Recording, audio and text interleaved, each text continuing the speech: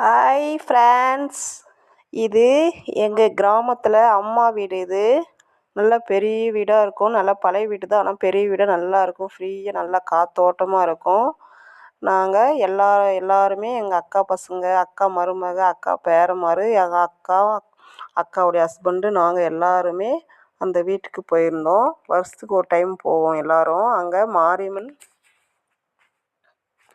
மாரியம்மன் திருவிழா நடக்குது.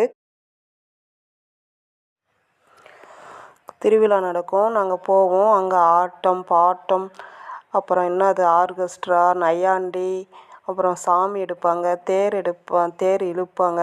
செமையாக இருக்குங்க அங்கே.